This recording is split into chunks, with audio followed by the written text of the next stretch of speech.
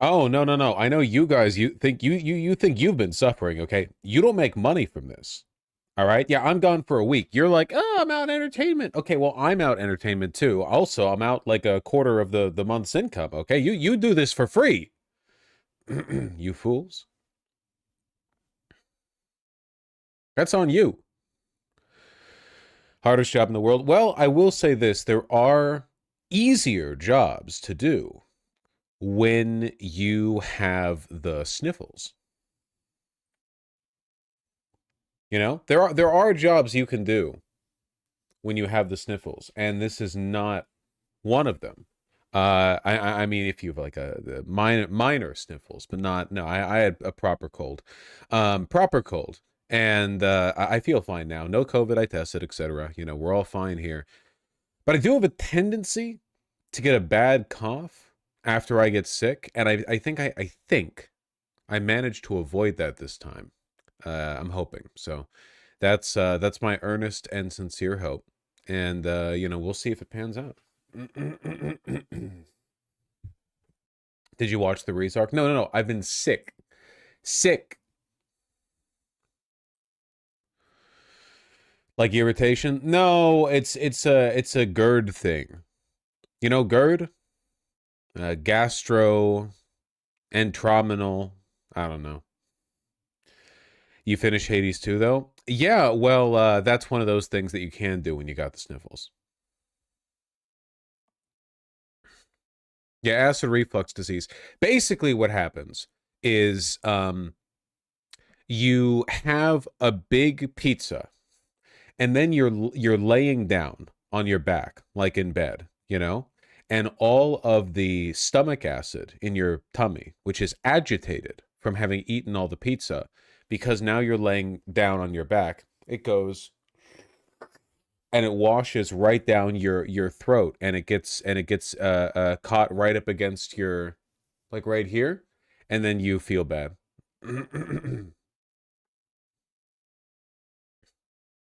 I thought you didn't like pizza. Well, that's one of the reasons.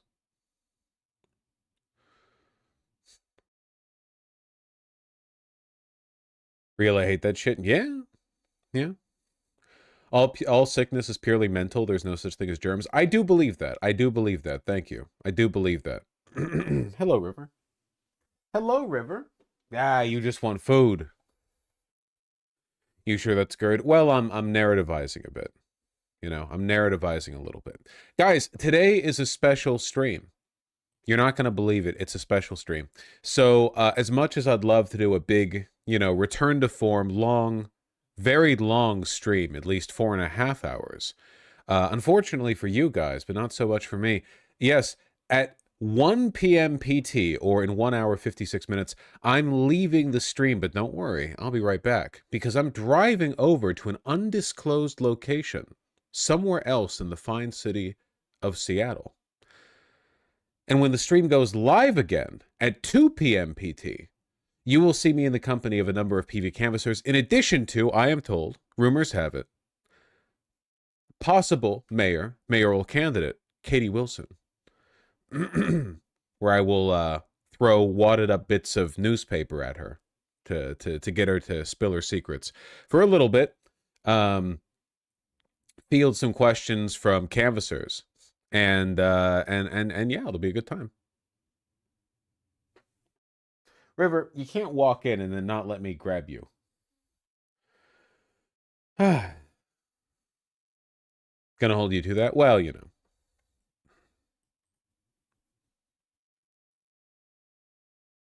This would be a first for you? Yeah.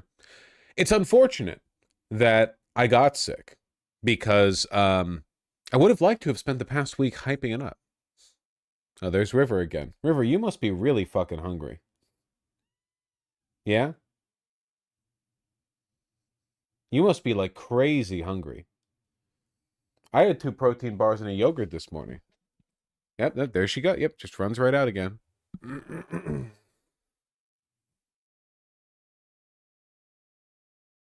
It's okay. We saw the pre-recorded video you did about it. Well, you know. He's not allowed to know the location. Will be blindfolded. Will accidentally walk into the ice fan. accidentally. PV is just a long-winded, you know, it's just a deep plant setup by the DHS to finally capture me. They give me an address, they tell me to spin around 3 times after putting the blindfold on me. I walk forward and kablamo. There she is, Christy Gnome, you know, attaching jumper cables to my scrotum.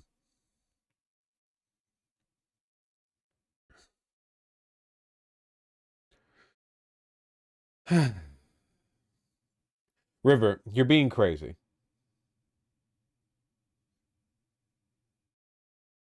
Oh, yeah. That's Halloween. Yeah, got her ass. Since hitting 30, GERD has plagued me. You know how you deal with it? This is how I avoided, by the way, getting the cough this time. Don't eat so much sour food. Don't eat so much fatty food or sugar, processed carbohydrates, you know? And don't lay down right after eating. You'll be fine. You'll be fine.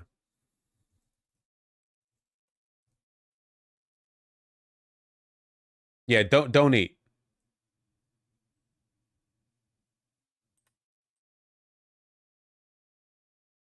What are your favorite horror films? Not really a big horror guy.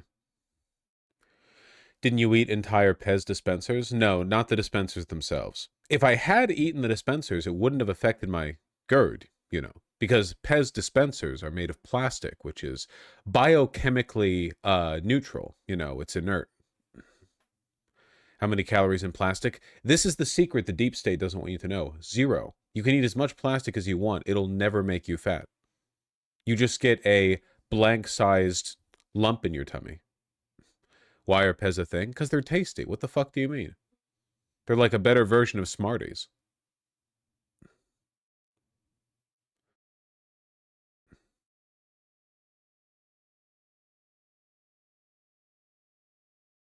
That's not even true. Yes, it is. I do love chalk candy. They're good for dieting.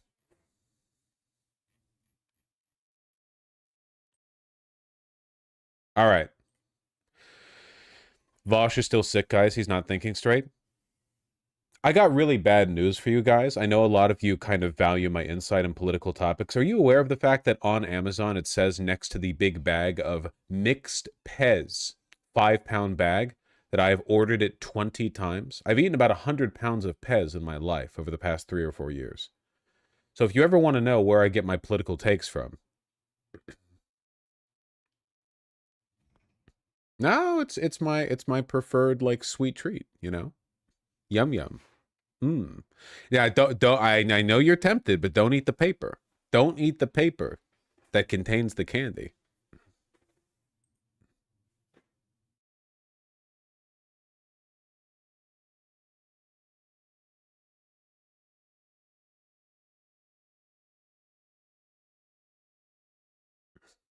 Do you even have a Pez dispenser? No, nor do I want one. Pez dispenser keeps you from eating Pez at the appropriate speed. Now, that's enough of this bullshit. Let's get to the real stuff. We're just a couple days away from the elections. Most notably, of course, Mamdani and Cuomo facing off in New York, an election where we already know the outcome. And Cuomo is taking his inevitable loss quite well. Oh, and Katie Wilson. But Katie Wilson's opponent, Bruce Harrell, isn't posting gems like this. Bruce Harrell is not down there in the mines, digging up gems like this one. Trick or treat. Aren't you a little old to be trick-or-treating? Not according to my job resume. And where's your costume? Duh. I'm a socialist. Hey, man, just one piece of candy per trick-or-treater. Oh, I'm so sorry. I need to take 52%. For what? For the government. You can't be serious. Oh! What's wrong with you? Go away! Defund! This is insane. You are ruining Halloween. Yeah. And I'm about to ruin New York City if you make me mayor. See, I'm a socialist. Some people need to get tricked, so others get a treat. God, that guy was crazy. Socialists are terrifying. I do appreciate the fact that they learned from the second to last AI video they put out, and they did not make the criminal child black. You know? It doesn't have a pimp cane.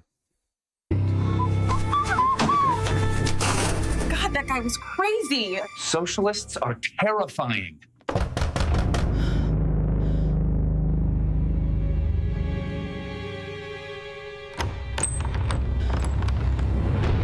Sir, we told you to go away. What? Relapse. It's just me, Curtis Sliwa, the Red Beret guy running from there with no shot of winning. Then why are you dressed like that other guy? Because at this point, I'm so far behind. A vote for me is a vote for Mom Donnie. And that's the scariest thing of all this Halloween. Anyway, I hope you guys have enough candy. Each of my cats is dressed up as a different cat from the musical Cats. That line actually goes really hard. You know he's a cat guy, right? Sliwa? He's like a cat lady, but a guy, if they have a term for that. That line goes really hard. Anyway, I hope you guys have enough candy. Each of my cats is dressed up as a different cat from the musical Cats. I'm voting for Cuomo. Same. Come on, let me in. My cats are hungry. Paid for by Cuomo for NYC. Have you seen the Schoolhouse Rock AI Mpreg he put out? Yeah, oh, no. That was up next. Oh yeah, for sure. Yeah. I'm just a bill. Yes, I'm only a bill. Right here on New York State Capitol Hill. What the f***? What's that? I'm a bill. What's a bill? You don't know what a bill is? Aren't you in a... These are all posted by Cuomo, by the way. This is from the Cuomo. This is all from Cuomo for NYC. This is posted by Cuomo. This is officially from Cuomo. Assemblyman? Yeah, but I don't do much. I missed over half the votes, and according to ChatGPT, I might have the lowest attendance record in history. It's true. Oh, wait a sec. You mean bill like money bills? Ew. I hate those things. Me too, brother. Wait, aren't you a socialist? That's a lot of dough. Well, I'm rich because I interned for my mom right before this job. My mom is rich. AI politics ad should be banned and punished with life imprisonment. This actually does violate the law. My understanding, at least based on what a lot of people are posting, is that in New York State, it's against the law to use AI to imitate the voice of a political opponent. And this is, it's Mamdani's voice. They've trained on his voice. This one has no disclaimer that it's AI generated. The next one, the Halloween one, does. Rich, so I interned for her, then used more of her money to be a failed rapper who sang about loving literal terrorists. Well, you must know what a bill is, because look, your name is on 3 that became law. Ha! No way! I passed 3 bills in 5 years. I'm totally qualified to run the biggest city in America. You've been here 5 He's so years cute. and only passed 3 bills? Well, New York City's over 300 years old. I'm sure you wouldn't be the least qualified mayor. After doing a comparison of Mamdani's prior job experience to all 110 mayors of New York City, going back to 1665, I can conclude he would be the least qualified mayor to ever come into office. It's true. Try it with your own ChatGPT at home, kids. Oh my God! It really makes you wonder, like, did they sponsor this? Why wouldn't you pretend that you were pulling this information from some other source? You know? You're going to destroy the Big Apple. Oh no! I'm just a shell. I'm just a shell. Totally off key. I'm gonna destroy the Big Apple. Jesus Christ. Paid for by Cuomo for NYC. No, it's official. This is the future of political advertisement.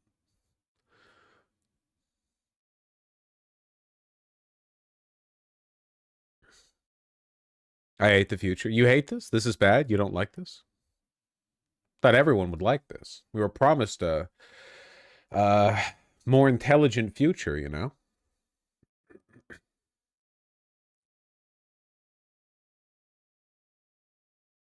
It does seem like Cuomo's kind of given up, though. These are a lot more lazily produced than the super racist crime one, too. That one was at least punchy. You know?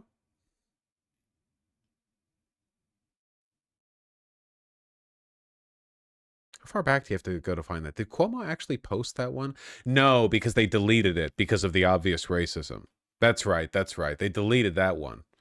You should see the most recent Mamdani ad. Sure. I'll take a look, you know. In the final days of the race, yeah, I'm just interested in seeing how it all plays out. Who are we voting for? Sliwa or Sliwa? Tough choice.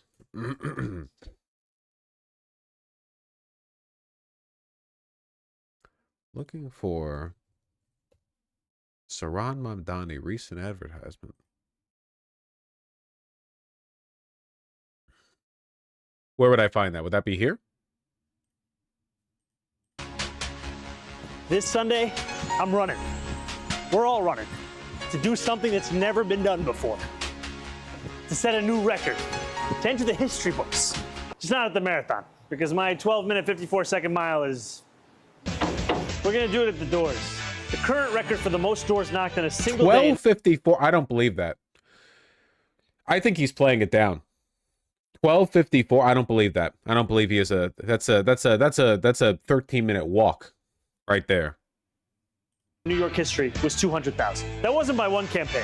It was by every campaign up and down the ballot across the entirety of the state. We want to shatter that record this Sunday, right here across the 5 boroughs with all of you. 3,500 volunteers have already signed up for shifts. With 3,000 more, we could do what's never been done. So if you're not running the marathon, or you're not like me and you can finish the marathon without having to go to the medical tent, sign up for a shift at ZahranForNYC.com/GOTV. Let's make history. Really leaning into the mustache too. That's a big thing right now, right? The like sleazy guy look, where you have like the longer hair and the mustache. He's playing into it. You know, he's hip with the kids. Yeah, he needs a mullet. I agree. One door at a time. Canvassing, folks. It's on the mind. Oh, hold on. This would have been after the Halloween ad was posted, right? Early voting is surging in the most closely watched race in America. Ooh, Nearly those half dislikes. a million ballots have already been cast in New York City's mayoral election. It is a record-breaking number. On the campaign trail, Zoran Mamdani, the Democratic Socialist and frontrunner, doing Tai Chi at a senior center in Manhattan. His primary opponent, New York's former Democratic Governor Andrew Cuomo, campaigning in a Republican stronghold. Mamdani's life feels like it's just a Yakuza game. Don't you think? Motherfuckers doing mini games all up and down the city. You have no idea what, at any given moment, he could be. Like, you could tell, where is he right now? You could be told anything and you would believe it. Absolutely anything. At South Brooklyn. And out front now is Andrew Cuomo, independent candidate for mayor of New York. Governor, nice to see you tonight. So you have been out there campaigning hard. The polling, every major polling, is showing Mamdani with a double-digit lead over you. Why do you think it is that New Yorkers are consistently choosing him over you? This fucking guy. Funny tidbit, by the way. Early turnout, like initial turnout for early voting from young people wasn't as good as people were hoping. Expected with young people, but there was a big surge yesterday because apparently you got a special I voted sticker on Halloween, like the New York City polling place, or not polling, the voting places were handing out special like Halloween I voted stickers. This is true. Yeah. So the young people were waiting for their cool to show off, you know, to flex on the gram, which I respect completely. Numbers surged. I think the race is just starting to take shape, right? Tuesday is the big day, and I think New Yorkers tend to focus late. Also, he is the Democratic candidate. He won the Democratic primary, so there's a knee-jerk to go with the Democrat. Interestingly, he's a Democratic Socialist. I'm actually a Democrat. So that also has to play out. And the turnout, as you mentioned, is extraordinary. And I think that's the most telling thing. New Yorkers are concerned. You have this Democratic Socialist. What does it mean to have New York being run by a person who favors socialist economic policies? Public safety is a very big issue. I want to add police. He has been very anti-NYPD. And then you have the highest rate of anti-Semitism incidents in New York City, in the country, which is really shocking. So if you go by the ADL, who reports every single vote for Zoran Mamdani as an individual recorded instance of anti-Semitism, of course. there's a lot that is animating the people of New York, as it should. Animating them, getting people out to vote. We don't yet know, right? Sort of to your point, we don't yet know how they vote. We'll find out on Tuesday when the results are in. You were campaigning today in South Brooklyn with a Republican city councilwoman who just endorsed you. And I just want to play something that she said about your opponent, especially as you talk about... Oh, God. I think I know what this clip is. The very real rise in anti-Semitism in this city specifically. So that moment in your response, here it is. Aside from the fact that he's a communist, an anti-Semite, he has no idea what he's doing. She's a Do you believe, as the council member said, that Mamdani is an anti-Semite and a communist? I don't think the council member said that.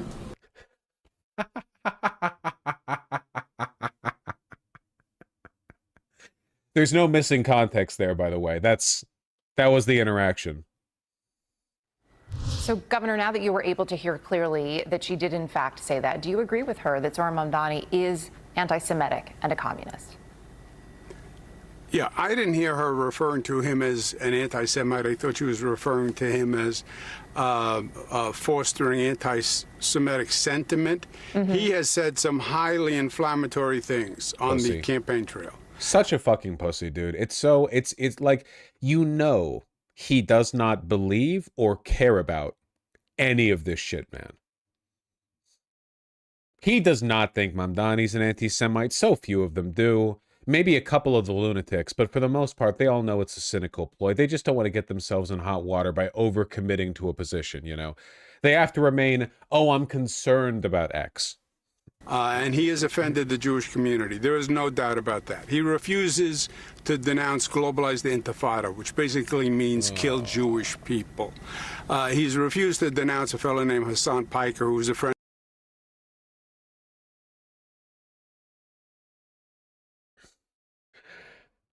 Jeannie, I wish mainstream Democrats would be more aware of new media culture and get more involved in social media to better promote their message.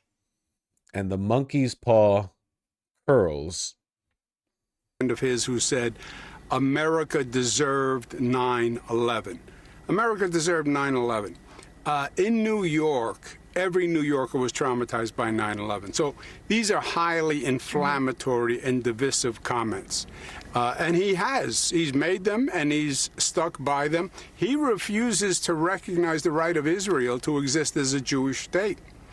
So he has been very outspoken on these positions, and he has offended it's so fucked the up Jewish community by and people large. like Schumer continue to endorse this behavior, and as a consequence, right now, the growing anti-Israeli political sentiment in the United States, which is based, by the way, America should be anti-Israel for the same reason it was anti-Nazi Germany back in the 1940s. You know, I think it's a pretty clear-cut moral line.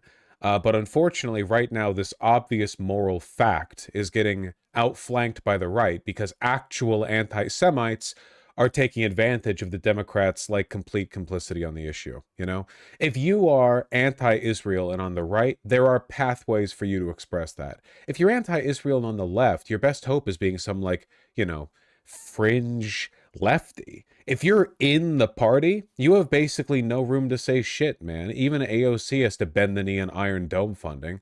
Even Bernie Sanders gets a little bit like, tepid when it comes to calling it a genocide. Like, there's no truly fiery opposition to Israel. But, oh, from the right, if you watch Candace Owens, if you watch Tucker Carlson, if you watch Marjorie Taylor Greene, you know, and any of the recent interviews she's been doing, oh, they're giving you room to hate Israel. And hating Israel is the correct thing to do. It's a moral fact. Everyone should hate Israel. Unfortunately, people on the right really... they found a way to hate Israel for the wrong reason, folks. Large in New York. So then just to put a point in the question, though, do you believe that he is, as the Congresswoman said, her exact words, an anti-Semite? Do you agree with her? Yeah, she was a councilwoman. And look, I don't have the power to look into somebody's soul. I don't know if somebody's a racist, somebody's a bigot, somebody's anti-Semitic. I know what he has said is highly inflammatory and offensive to the Jewish community. There is no doubt about that. When you say you won't denounce kill all the Jews, that's inflammatory. You were campaigning in. I think he probably would denounce that slogan. Also, this is like essentially slander. I mean, you should be able to be litigious over this, you know? Harlem yesterday, and you painted a very bleak picture of what you believe New York City would be with Mamdani as mayor. Here's some of that. This is about the future of the city of New York. I do not believe the city of New York has a future if Zohran Mamdani is elected mayor. New York, as you well know, is a very resilient city. It certainly had a future after the horrific 9/11 terror attacks. It had a future after COVID. More than 47,000 people died during the pandemic. Buddy, New York is older than America. New York City, cities often last longer than the empires they were a part of. Rome is still around. Just, you know, the city of Rome. New York City was older than America. Why do you believe specifically that the city itself won't have a future if Mamdani is in fact mayor? Two reasons. Number one, the Mamdani is hostile to public safety, hostile to the NYPD. He said the NYPD, his words, are racist, wicked, corrupt, anti-queer, a threat to public safety. He has supported defunding, disarming, and disbanding the police. The public safety is job one in New York City. I feel like this is an obvious point to a lot of people, but I think one of the one of the big reasons people are losing faith in democracy is because the constant camera attention on every candidate means that now more than ever we have the ability to fire back and forth, right? Like people have the ability to engage with each other's points and respond. And more people are seeing a lot of politicians do not ever engage with what anyone around them says or does. Like, it would be like, what's the point in, imagine this at a smaller scale. Imagine like everyone's getting really amped up for classroom elections to be like who's class president or whatever. And there's a guy who comes up with his slogans and bits. And no matter what you said to him, what arguments you made, points you made, whether you were conciliatory or accusatory, it didn't matter what tone you took, what points you proved obviously wrong. It wouldn't matter, right? They always just said the same thing. I think it would really make you feel like the whole process was a sham, especially if everyone else around you kept treating it like a real thing. It is old media strategy. This used to work more when, like, it was the 70s or 80s or whatever. You didn't have this same kind of like live play-by-play. The closest thing you had is like concurrent, you know, interviews on news stations. And even then you were getting people responding back and forth to quips. You had an occasional debate. Nowadays, like, there's no excuse for it. It's all really obvious. Like Cuomo, it's just canned talking points. But who could believe in democracy when the people who are meant to represent it are doing stuff like this? Mamdani engages with what people say to him, you know? Mamdani's positions have evolved over the course of this race. He's talked and explained how he feels, and he's engaged with people who disagree with him. That's democratic. I mean, that's the democratic process. Kamala was horrific on this point. Oh, God, did you see her interview with Jon Stewart recently? Or even he looked fed up with her? Yeah, no, like, it feels like they're not even people. Like, they're not even human beings. I know this is kind of like an inflammatory point, like I'm being hyperbolic or whatever, but I mean it. Like, if you're talking with a person, you would expect them to be able to grow, shift, change, whatever, like, as you engage with them. But if you're talking to like a skin crawler freak, you can't, it doesn't feel like they can engage with you. It's very unsettling. In many cities, if people feel unsafe, that's very bad for the city. Number two, he's anti-corporate, anti-business, oh my God, anti-wealth. One of the problems we're having in New York City now is our taxes are very, very high, and people are leaving. As you mentioned, post-COVID, remote work, move to a place that has a lower tax rate because you can after COVID with remote work. So if you are anti-public safety and you are anti-corporation and anti-business and hostile to the economy in New York City. You have to really fucking hate New York to say this, by the way. Imagine living in New York City and going like, yeah, people are actually desperate to leave this city. As soon as they get the opportunity, they'll leave this city. You know? Any mild inconvenience, they'll leave this city. New York City. No one wants to live here. What the fuck are you talking about? Maybe Cuomo doesn't. He didn't until the election, and he said he's going to move down to Florida if he loses. So, yeah, you're going to see more people leave. You are seeing it now, right? He will accelerate the number of people and companies leaving. Former Governor Andrew Cuomo, you say the race is just getting started, gaining momentum. We'll be watching the results on Tuesday. Appreciate your time tonight. Thank you. Great. Thanks. Thanks for having me. Out front now, Harry Enton, to tell me, all of us, something I don't know. it does really feel like he's given up on the race. You know? It does feel like his heart's just not in it. And God bless him for that, you know? Though New Yorkers constantly act smug about being New York. Yeah, of course, it's New York. It's the best city in the world. Obvious. It's the capital city of Earth. It's freak shit right there. People love living in New York City so much. There are people stacked like sardines in apartment buildings in Brooklyn, you know? There are people paying $1,200 a head, 6 people to a 2-bedroom apartment, 2 people to bed, 1 person on an air mattress in each bedroom. In Brooklyn. And they put up with it because it's New York. It's a magical place. It's okay, but it's no Albuquerque. That's fucking facts, my man. That's true. Say it, don't spray it.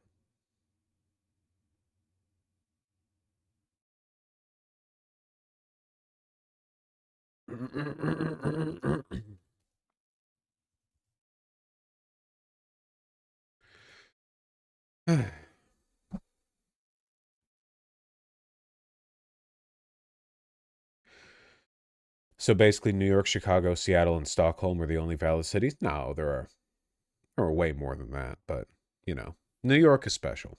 Everyone on Earth agrees. New York is special.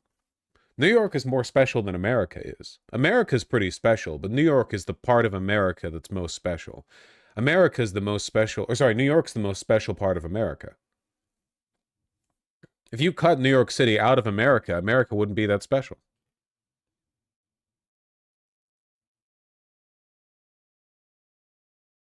You know, hold on. Couple of lined up interviews here. Just give me a second, okay? We're right up against the election. I'm curious.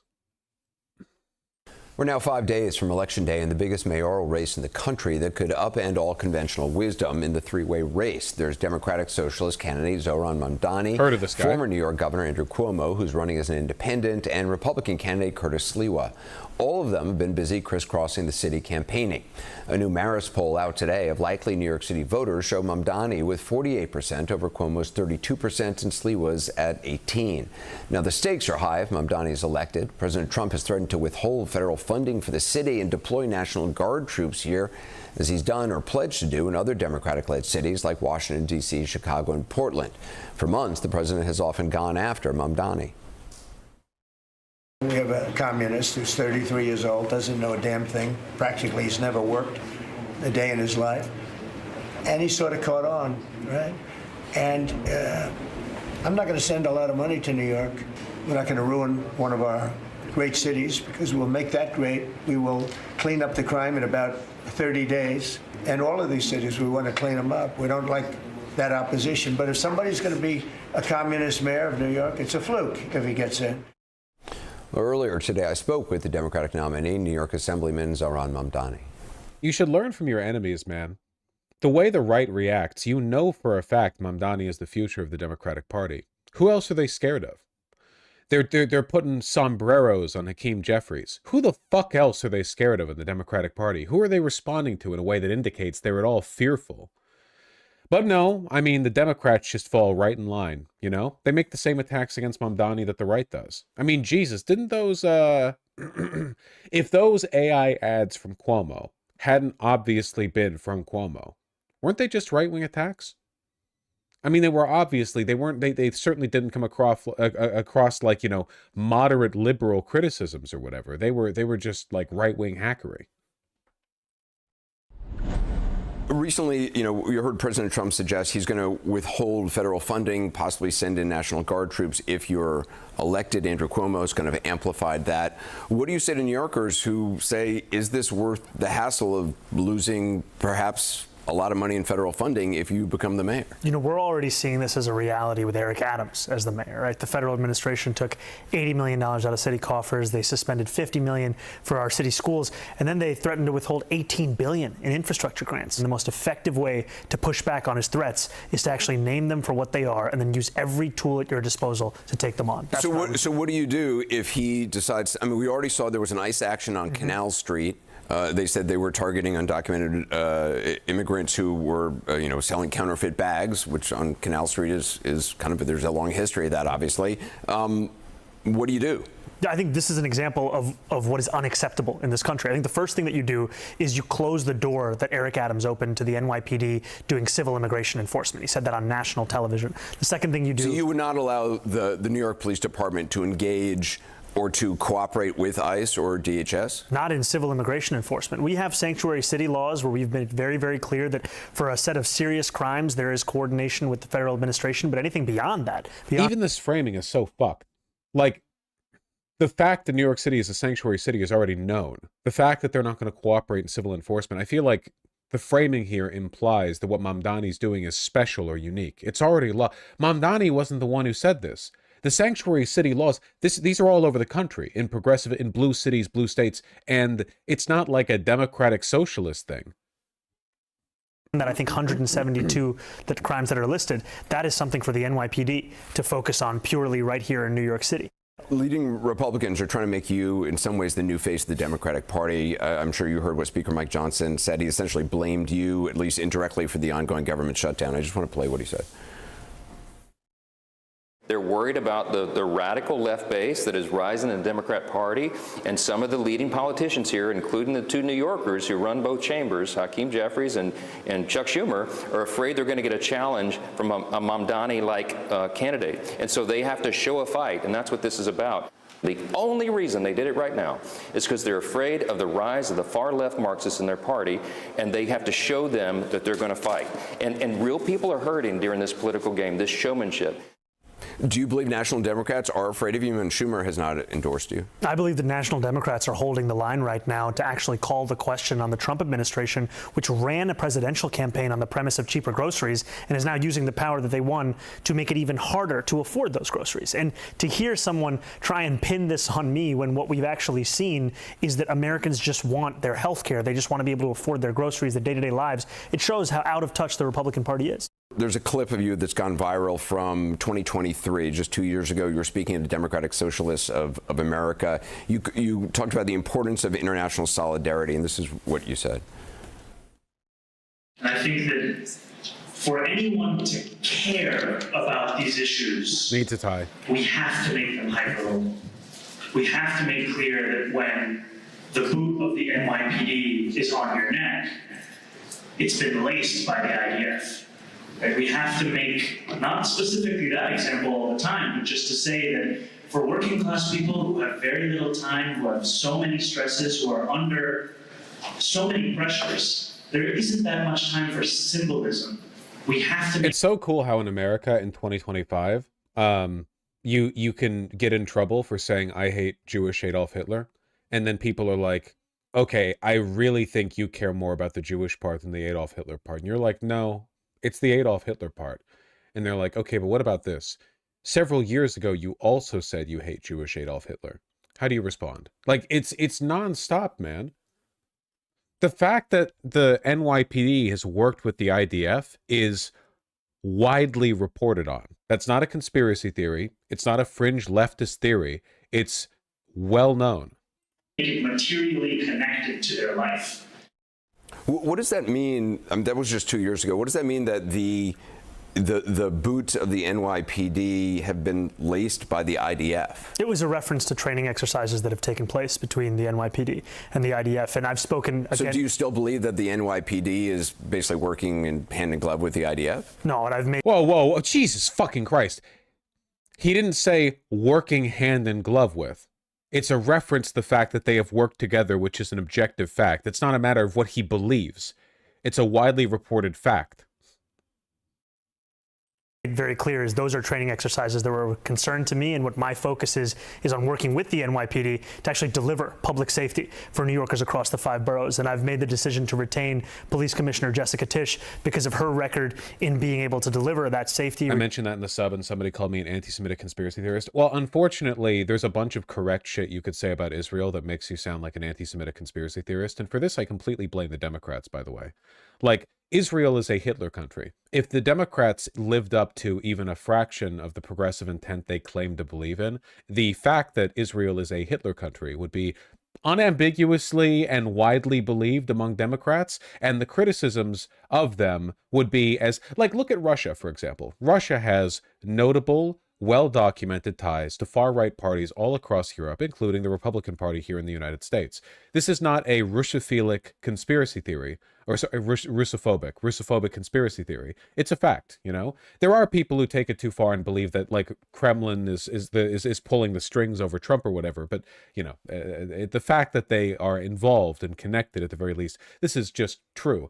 But I think that on the right, when you say that, a lot of them consider you a lunatic conspiracy theorist because they're embroiled in a media environment where any accusation that Russia is involved is targeted and treated as though it's ridiculous. And I think the Democrats do the same thing with Israel, you know? And that's really a skill issue.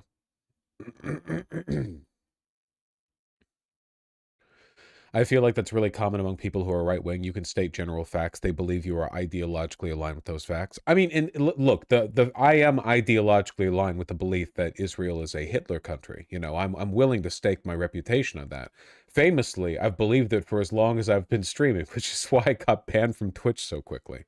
But like, I just think it's sickening, like this narrative that Mamdani has to constantly, you know, they claim he's obsessed with Israel. Nobody wants to talk with him about anything else. None of these big, you know, so-called Democrat media moguls, none of these politicians, none of these pundits, none of them want to talk with him about his agenda to make New York City affordable. Nobody wants to talk with him about his ideas. Everyone just wants to talk with him about Israel, Israel, Israel. The only conversation I've seen with him recently, I saw his convo with Jon Stewart, who's Jewish, and I saw his conversation with Andrew Schultz, that right-wing comedian. Those are the only 2 recent conversations I've seen with Mamdani where anyone gave a fuck about anything other than Israel, Israel, Israel. Reducing crime across the 5 boroughs. That's new. You know, previously you wouldn't say that you wanted to retain her. You were saying point blank. I mean, she's helpful. She's done a remarkable job, it seems, lowering crime rates. What I've said throughout the course of the campaign, I think since April, was that I would consider it because I think these decisions are very important. They're ones that you have to actually take your time with. I appreciate you being here. Thank you. Real pleasure. Man.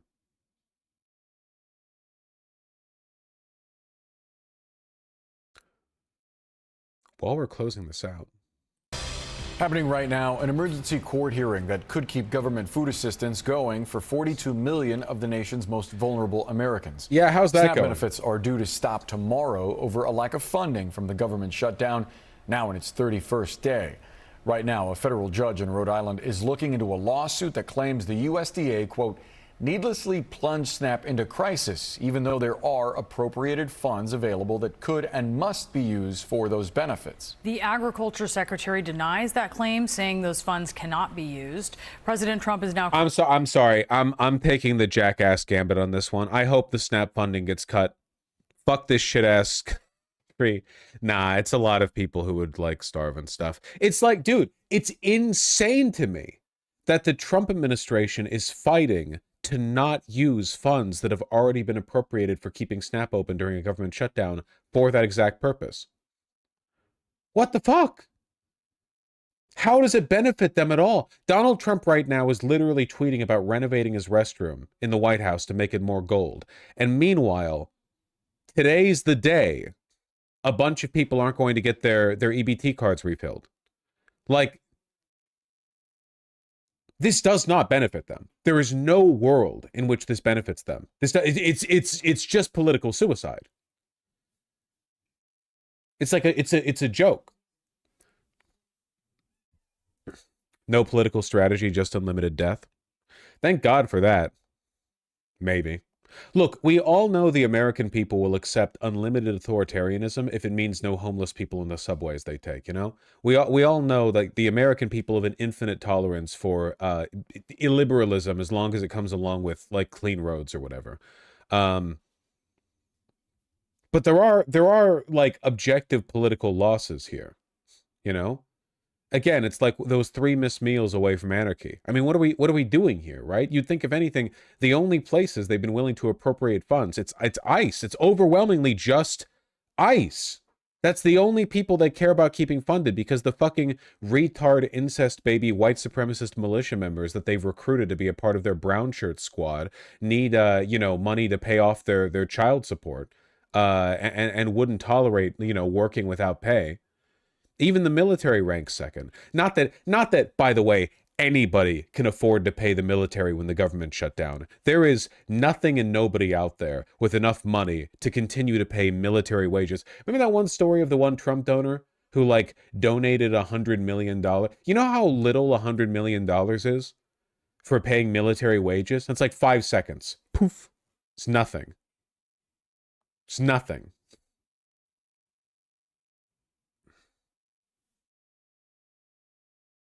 I don't understand why they're doing this. There's no... I mean, this to me is the clearest indication their only plan for 2026 is to just not have an election.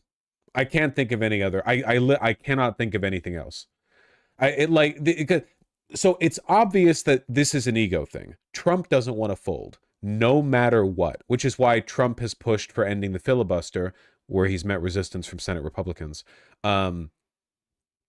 In order to get over this hurdle, you know? He does not want to have to cooperate with the Democrats. But they could just also be retarded Lamau. Well, Trump is. A lot of them are, sure. But there are plenty of Republicans who understand that this is a massive red line. There are entitlement programs that you just can't touch. Social Security, SNAP, these are and historically, by the way, Medicaid being one of them. But we're going to see those we're going to see those premiums rise. Medicaid,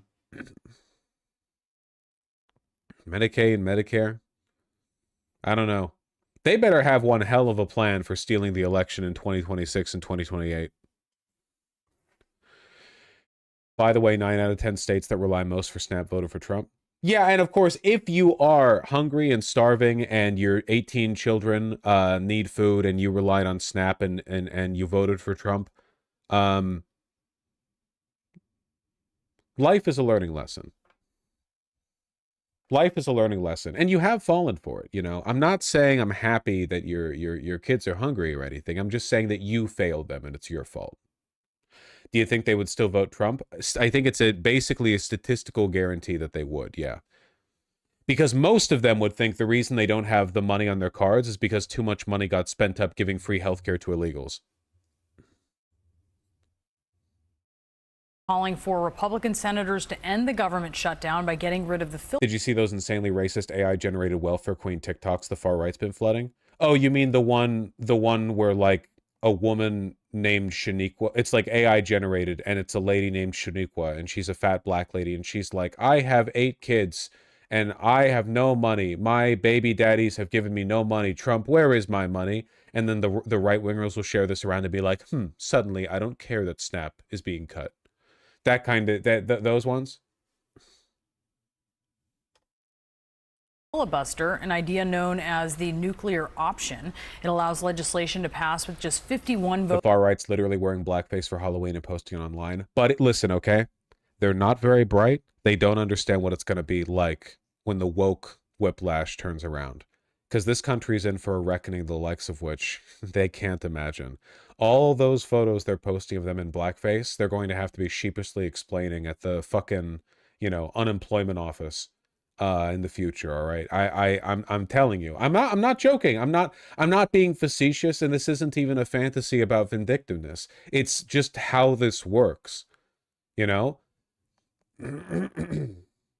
A bunch of you know, race, it's vice signaling, right? It used to be, man, it used to be you could be really racist but be like a normal person otherwise. I know that sounds weird, but like in 1958 you could be a racist white guy in Vermont and you could be like, yep, my name's Jack, I work on cars and I'm racist, don't want my white daughter going out with no POC is the term they'll use in the future. Yes, sir. And like, apart from that, like, apart from being racist, you can be like normal and socially integrated and stuff. But nowadays you can't, because every like internet racist is like this freak 4chan vice signaling sociopath pedophile. So they're all like one-upping each other with displays of how little they care about themselves and each other. And like, there's no, like that aforementioned Jack, when racism officially ends with the signing of the Civil Rights Act, he can just kind of like fade into obscurity, keep his opinions to himself and go right on, and a lot of people will never even know. But now, internet keeps everything forever. All these jackasses posting blackface are going to be regretting it in the future. I bet a lot of them are even going to turn the, you know, turn over a new leaf. They're going to be like, well, sorry, I just got really caught up in MAGA fever, you know?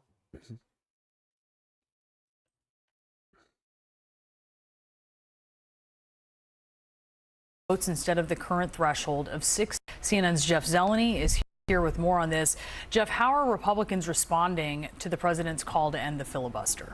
Well, Brianna and Boris, Republican leaders in the Senate and indeed the House are responding with a resistance to this idea to change the rules of the Senate. And one of the reasons is, of course, for the short term in the Trump administration, which the president is talking about, it may be seen as a good idea. But in the long term, when Republicans are not in control of the Senate in some future year, perhaps. I'll remember who was a MAGA when things swing back around. You should, because in the future, we have to remember what they were like. There will be attempts to whitewash it, you know what I mean? Not just, oh, it wasn't about the racism, it was about the fear of immigration or America or whatever else. But we have to remember mostly how, like, obnoxious they were. That's what I'm going to remember. The racism's not that new. The open vice signaling and contempt for empirical reality is pretty special. But the obnoxiousness, I think, that's the main thing that I'm going to remember. They're so fucking annoying. They're so whiny, you know? That's what I'm going to remember. And we can't let people forget. Would not be a good idea. So leaders of Congress are taking a longer term view at this and again resisting the idea of changing these Senate rules. Just a couple examples here of the reaction. One coming from the Utah Senator John Curtis, who wrote this on X earlier. He said, the filibuster forces us to find common ground and power changes hands, but principles shouldn't. I'm firmly no on eliminating it.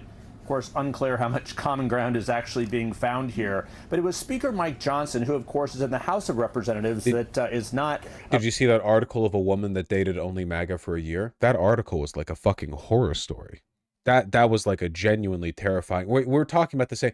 Wait, that's the article with the guy who like had like a panic attack meltdown in a store where he compared himself to Trump and said that he wishes he could like put all the white liberal women to hang, and then drank 13 iced coffees. Am I thinking of that one?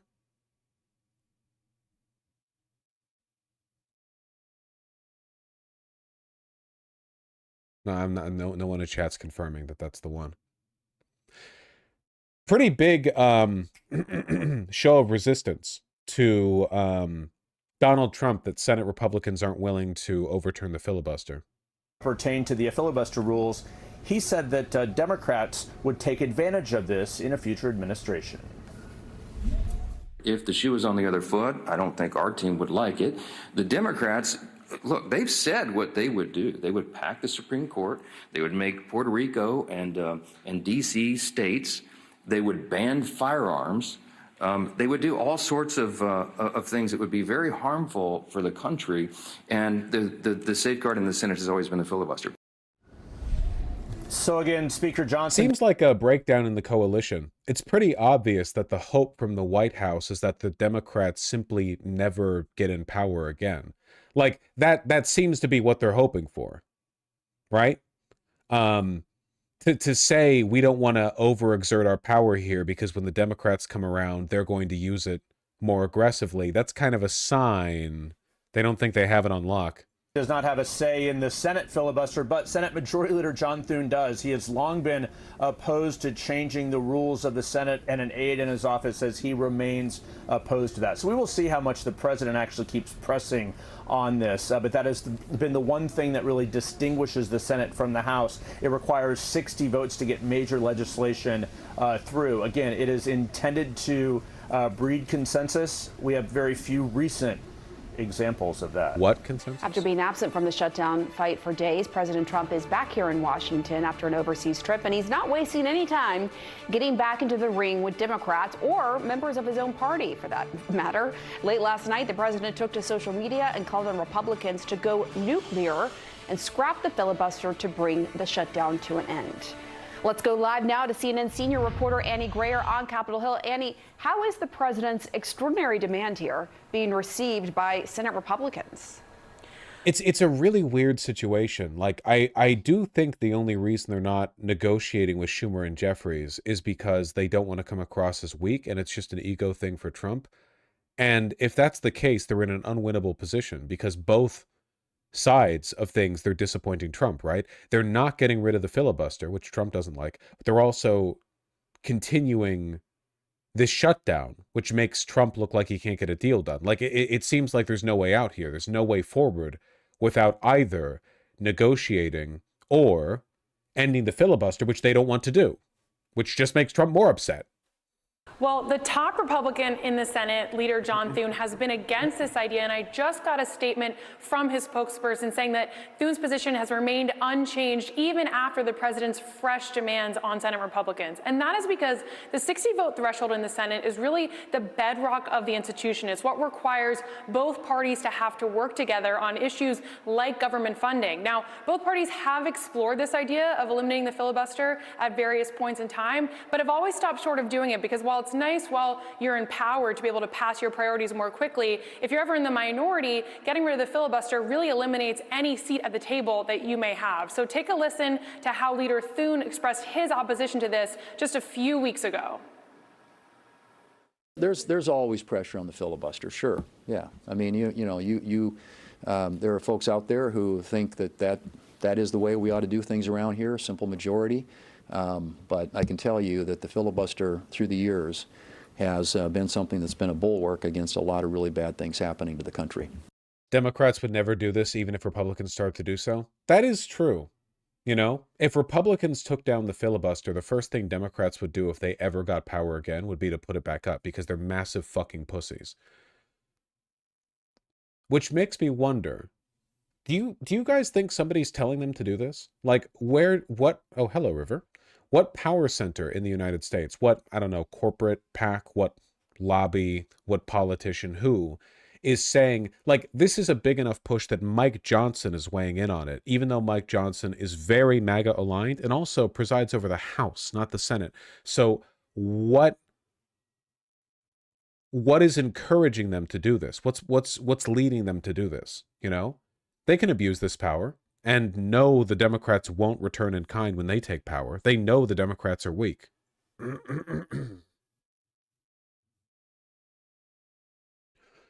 Maybe they realize having a non-functioning government is actually a bad thing, but removing the filibuster would actually make the government more functional right now. I don't really know what the interest is. I don't really understand why the Republicans wouldn't just do it, you know? It's not like the Democrats are going to punish them for it.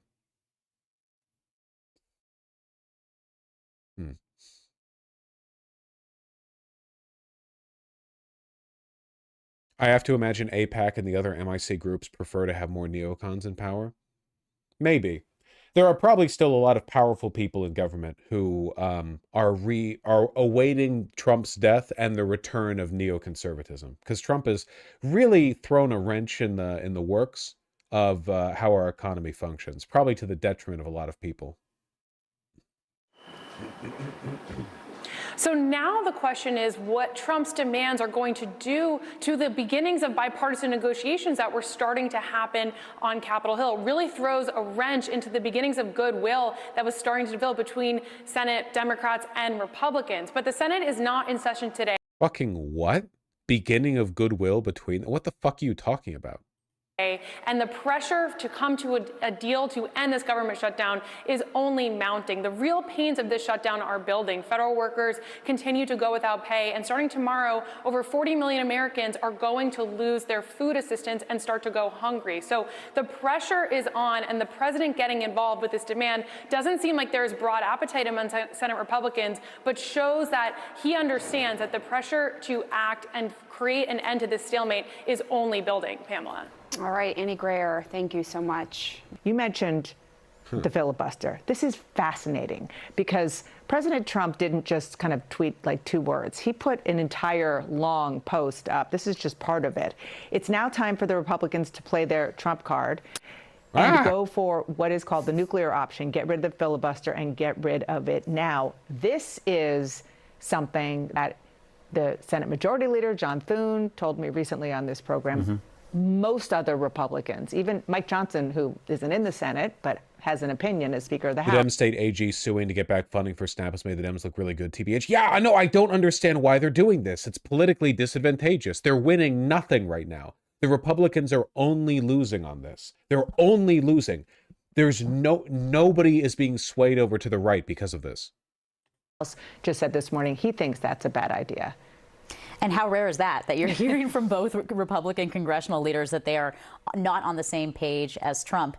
And perhaps they'll hold the line on this one. This does feel to be like the one red line that Senate Republicans have, even when they have sort of complied with Donald Trump and his increasingly norms-breaking sort of actions over and over again. The filibuster seemed like it was the one sacrosanct thing. Because it'll help them now, but as soon as Democrats retake the Senate, it's going to be a nightmare for Republicans. Absolutely. I mean, look, we had sort of the mirror image of this debate when Senate Democrats controlled, right? That they were. Yeah, God forbid Democrats take the Senate back and put forward their own version of Israel funding bills. Seriously, what do the Democrats do that Republicans don't like? Now to another impact of the government shutdown, the planned freezing of payments to the Supplemental Nutrition Assistance Program, better known as SNAP.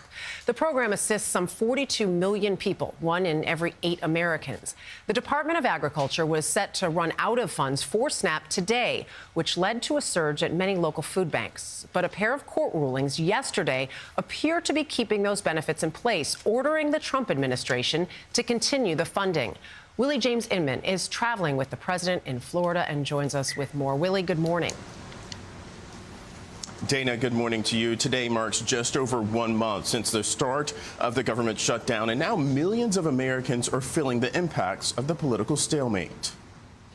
This weekend, 2 federal judges ruling the Trump administration must use emergency funds to pay out some SNAP benefits for millions of Americans. But it's only $6 billion in appropriated funds. That's not enough. President Trump responding, saying he's instructed administration lawyers to ask the court to clarify how to legally fund SNAP as soon as possible. The president adding if he gets the appropriate direction from the courts, it would be his, quote, honor to fund the program. When you talk about SNAP, you're talking about largely Democrats, but I'm president. I want to help everybody.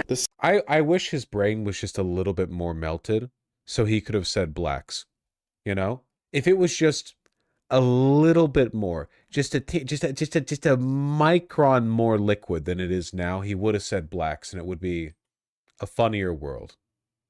Secretary of Agriculture claims the government cannot redirect roughly $5 billion in emergency funds. But it is only allowed to flow if the underlying program is funded. It's called a contingency fund. And by law, contingency fund can only flow when the underlying fund is flowing. Federal support for benefits expires on Saturday amid the ongoing government shutdown, and it's unclear when SNAP recipients will receive assistance. Jessica Levinson is a CBS News legal contributor.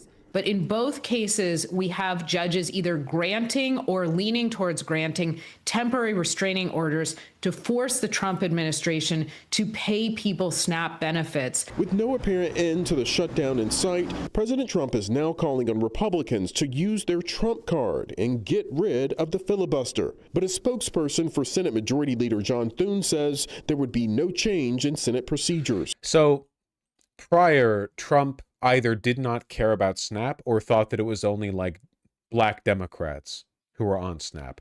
Then somebody had a conversation with him and said, sir, 40 million people are on SNAP and a lot of them are Republicans. And he went, oh, okay. We need to get rid of the filibuster then, so we don't have to compromise with Schumer in order to get the funding bill through. And now he's being told that they're not going to do that.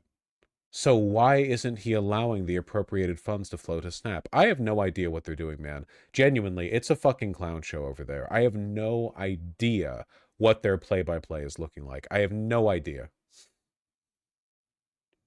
Get rid of the filibuster. But a spokesperson for Senate Majority Leader John Thune says there would be no change in Senate procedures. Democrats want funding for Affordable Care Act tax credits, but Republicans want to open the government before discussions take place. I think there's informal conversation taking place among some senators on the Republican side who apparently recognize the need to address the affordable health care crisis. Oh yeah, speaking of the healthcare crisis. Okay, last thing on the ongoing state of the country. ACA premiums. Hey, who's seen their premium costs rise? New this morning, Americans getting their first look at how much they will have to pay for health care coverage under Obamacare next year. For many, it could cost hundreds, if not thousands of dollars more. With us now, Tammy Luby, CNN senior writer. Her story on this is up right now on CNN.com. Tammy, always great to see you. What are you learning here? What's the price tag people are looking at? Well, we now are getting a first look at what the actual premiums will be for those in the 30 states that shop on the Federal Exchange. Healthcare. Yeah, can I share with you guys the AI summary? Because I don't think anything else could deliver this better or faster. Okay? Look at this, all right? ACA premium costs will likely increase for many enrollees, with some facing a double whammy of both higher benchmark plan prices, an average increase of 26% from insurers, and the expiration of enhanced premium tax credits. That's what the government shut down over. This could lead to an average increase of 114% in the amount individuals and families pay for their monthly premiums if enhanced tax credits are not extended. We're talking people paying like, so actually double, little more than double. I mean, we're talking people paying $600, $800, $1,000 a month. .gov. Now, CMS and KFF released yesterday that overall premiums will go up 26%. That's what insurers, those are the rates insurers are charging. That's their increase. But because of the... Totally normal, by the way, that the insurance companies on their own, without even the tax benefits expiring, are like, yeah, we're just going to get 26%. Why not? In 1 year. Expiring federal subsidies, the actual amount that people will pay will be far more. So when folks go onto healthcare.gov now, they can look at their 2026 plans, and they're probably going to be pretty shocked at what they see.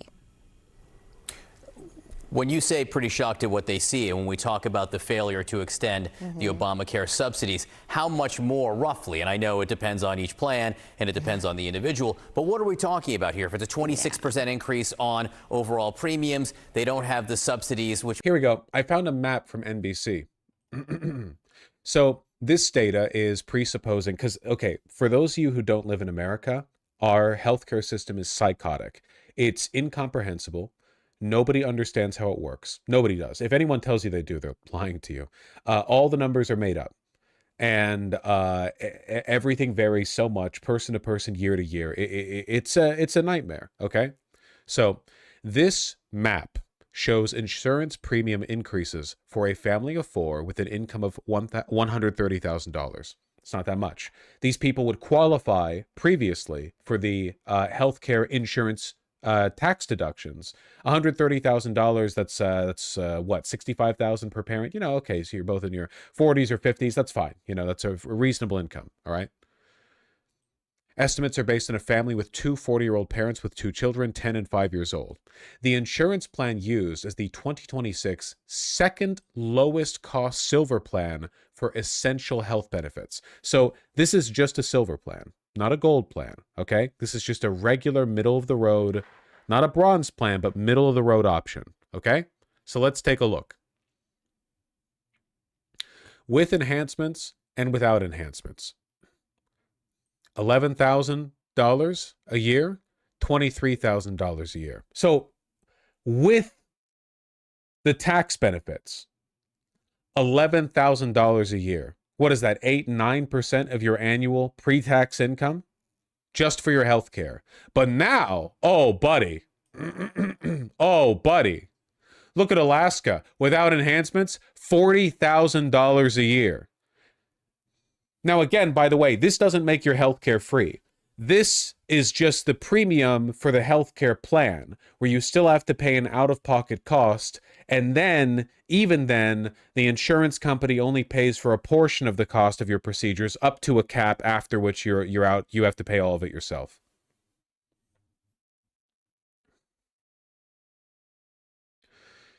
$20,000, $30,000. Connecticut up to $33,000. Whoo! Yeah, you still got your co-pays, your deductibles. Oh, it's good. Idaho, only $18,800. Yeah, that's practically free. What about Washington? Where am I sitting? The middle of the road, $23,400. Oh, this doesn't cover dental, by the way. Good luck with that shit. Wyoming, $41,819. Jesus Christ. Wait, so is this how much it's going up? If you were a family of four with a household income of $130,000 pre-tax, I assume, and you live in Wyoming, and you're using a regular middle-of-the-road healthcare plan, the amount that costs you could potentially jump from $11,000, which is around 8% of your pre-tax income, to, what did I say Vermont? Did I say Wyoming? We'll say Vermont, $43,600, could jump to about a third of your pre-tax income. Isn't that how most people have health insurance? This is people who have it through the ACA.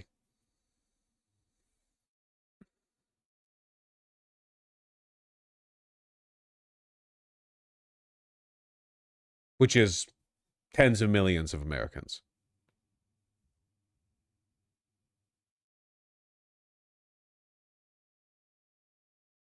A family of four earning around $130,000 could see their monthly premiums increase from around $920 to $1,900. Wow, it's doing the same thing that rent did between now and a decade ago. In and of themselves, I thought we were... I'm not American, but I assume if you're on the ACA, you're already low income. No, incorrect.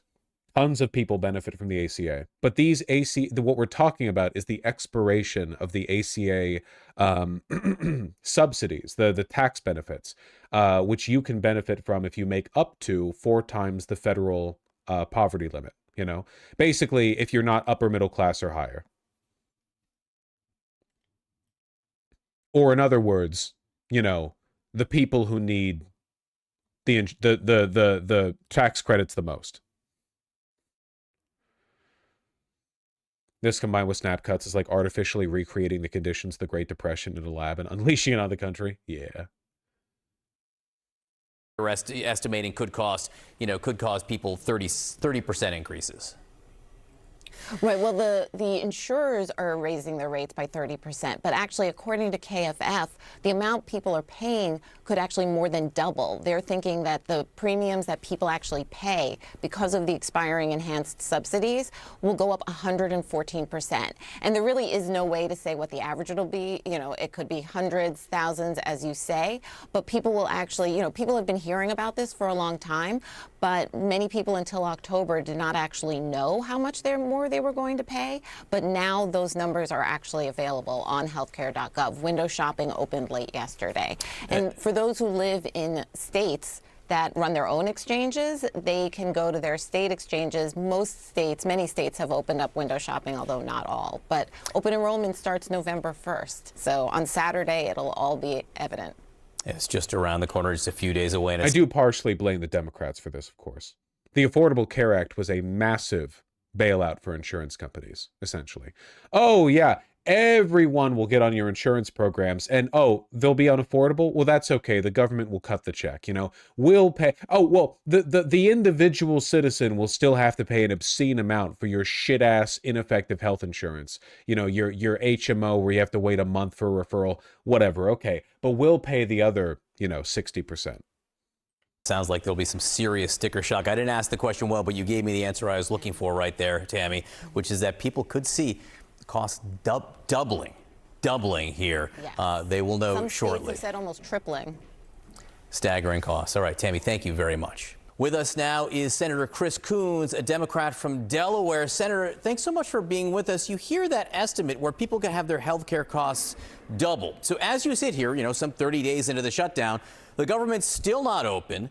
There's still not an extension of Obamacare subsidies. To be fair, the subsidy works by requiring the insurance company to offer discounted plans before the subsidy. Yeah, but that's like even more insane because that's like the government being like, yeah, every year we'll spend $1 trillion paying 60% of the obscene healthcare insurance premium rates that you offer to every citizen. But in exchange, you have to only charge up to $1 million a second and not a squadrillion dollars. And the insurance companies were like, fuck, I wanted a squadrillion. Fuck.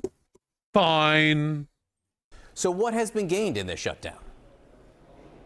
So, John, this weekend on Saturday, millions of Americans will get their notices about the increase in their health insurance rates. When the tax credits that make the Affordable Care Act affordable expire for millions, they're going to be paying double for health insurance. I've already gotten calls from some folks who I know in other states. In my home state of Delaware, those notices go out in the next couple of days. I'm hopeful that at that point, Republicans... This is like as big of a deal, if not more of a deal than the SNAP benefits being cut. Also, unfortunately, this was also more or less inevitable. Our current healthcare system is so inefficient, so bloated, and our debt is being racked up so quickly at a national level that at some point we were always going to have to reckon with this tumor. You know, the healthcare and services industry is the, proportionally, I believe, the #1 fastest growing major industry in America. For a significant number of states, it is the biggest industry. We used to build things in this country. It used to be railroads, iron, coal, whatever, and now... in a significant number of states, the biggest industry and the only one still growing, the only big one still growing is healthcare management, administration, bureaucratic bloat. Like tumors, they're leeches on this country, Oh yeah, that and data centers. Though that's more of a GDP thing. The healthcare industry actually does employ people. Will realize this is a crisis, that American health care needs to be accessible and affordable health care, and they'll come to the table. Privately and recently publicly, some Republicans are saying they don't want to see health insurance costs double for millions of Americans. And really? Frankly, John, this will impact every American. If we have millions more people getting their health care through the emergency room, it's worth remembering, by the way, that this thing we're fighting over right here, the ACA insurance premium subsidies, this isn't like the SNAP benefit in that it is a consequence of the government being shut down. The Republicans are explicitly fighting to remove this benefit. This is what the government is shut down over. Do I want any tea? I would love some tea. The wait times, which are already too long in the ERs in my state, will increase, and everyone's health insurance rates will go up as the number of people covered and getting preventive care goes down. Donald Trump ran on lowering our costs and making America healthy again. He's doing neither. But again, as we're 28 plus days into the shutdown. Incredible rhetoric, by the way. Like the right now, the Republicans are literally hitting the big red button that says kill everybody. And this is the most we're getting. No, yeah, there's no political benefit to this. Absolutely none. It's a suicidal act. This doesn't further their effort to end democracy in the US of A. This doesn't galvanize anyone against the Democrats. It is entirely their decision. They're just choosing. And I know I've called them a death cult many times, and there are many instances in which they've acted as a death cult. Can you hear the cat meowing? Can you? What? Bagheera, I'm making a point here. I'm making a point.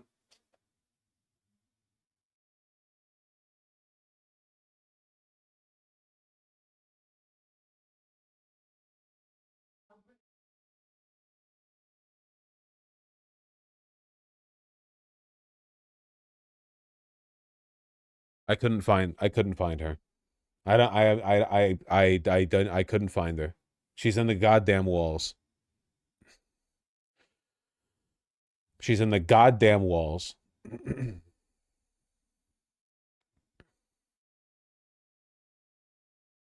Better not have used a shock collar. No, I just throw lit matches in my pets whenever they misbehave. Most of the time it doesn't take, but sometimes.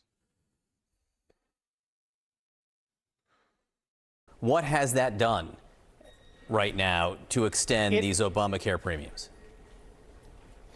Because the House has been out of session the entire time, because our president is out of the country, nothing. Republicans control. I guess the point that I'm trying to make is that I feel like this is something that not even Hitler would have done. Not because Hitler wasn't evil enough to do it, but because it's really fucking stupid, you know? I just, maybe I'm wrong. Maybe there's some historical analog to this where Hitler was like, actually, as part of my glorious Nazi regime plan, I'm cutting off food rations for everyone. Fuck you. I don't know. I feel, remembering my history, I feel like for the most part, the brutal crackdowns were mostly concentrated against political enemies and minorities, and for the most part, he tried to make capitulations to the majority groups. In this case, it's literally like the "fuck you, die" button. I don't know. I don't know. Didn't he try to make everyone chicken farmers? I don't know about that. That sounds like something Mao would do, and that is very funny to me. The House and the Senate and the White House, and they need to come to the table and negotiate about how we're going to deal with this healthcare crisis. What we've accomplished so far with this shutdown, John, is the focus on this being an imminent crisis for the American people. Seriously, though, the fact that this isn't like a 5-alarm fire and isn't being capitalized on by Democrat media is insane. I know MSNBC is, and I know that CNN, NBC, ABC, so on, are all like completely captured. But still, you know, it's just such a layup. Like they should be running TV, newspaper, everything ads where they say like, hey, did your insurance premiums go up? Thanks, Trump. That's the Trump effect, and put like a little cutout of him looking goofy, you know?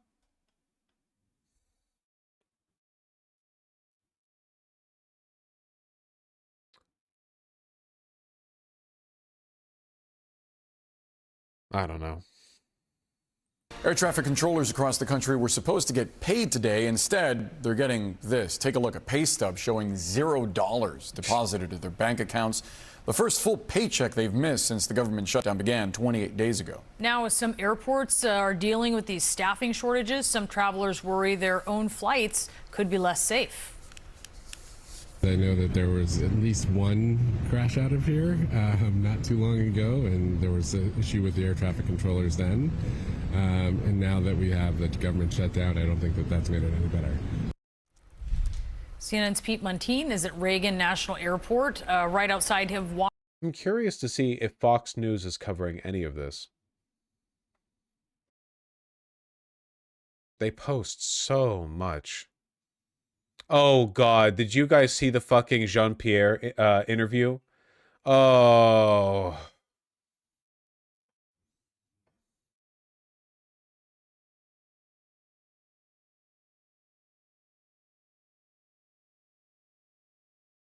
Funding for SNAP benefits could expire today for more than 1 million veterans.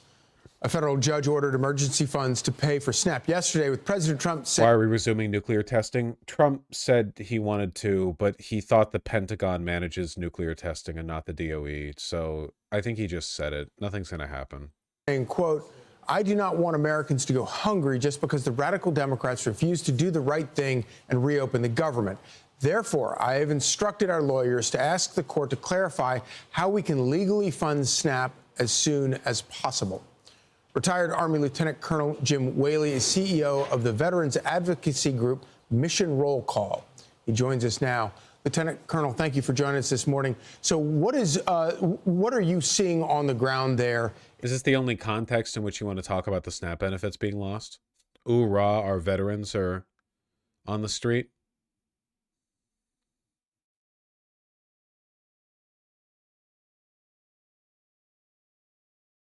Has Vosh covered the IQ test Trump took? Oh, you mean the one where he was being given like a senility proficiency test, but he didn't understand what it was? I really want to see him draw a clock.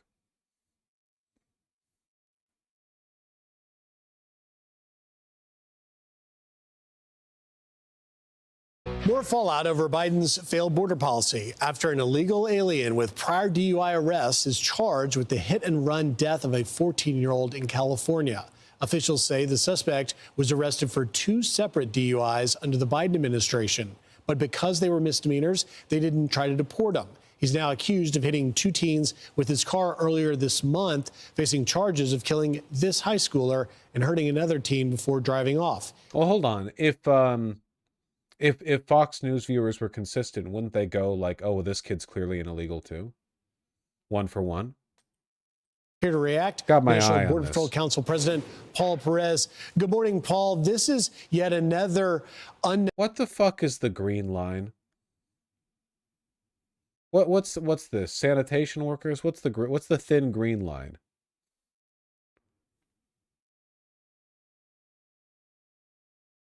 Military? necessary, outrageous consequence of the Biden border crisis. And yet here you had this illegal alien arrested for DUIs 2 times last year, and yet because that's in a sanctuary jurisdiction, was not deported. Your reaction?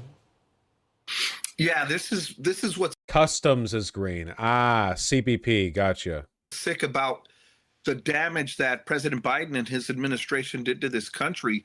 If it were not for President Trump winning this election, The white nationalists would not let you stay here either, buddy. we would be in far worse state than we were under President Biden with Kamala Harris. But this goes to show you that with a president like President Trump, who can actually come in and enforce the policies, I want to quickly see something. Look who's been on top of the PC tower on my desk. Ah, no, she jumped back up. Get your butt down here. You jump down. Sucking up the heat from the PC. Yeah?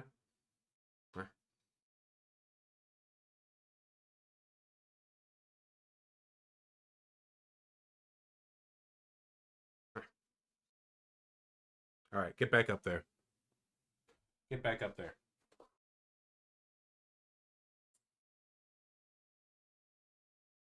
Very good.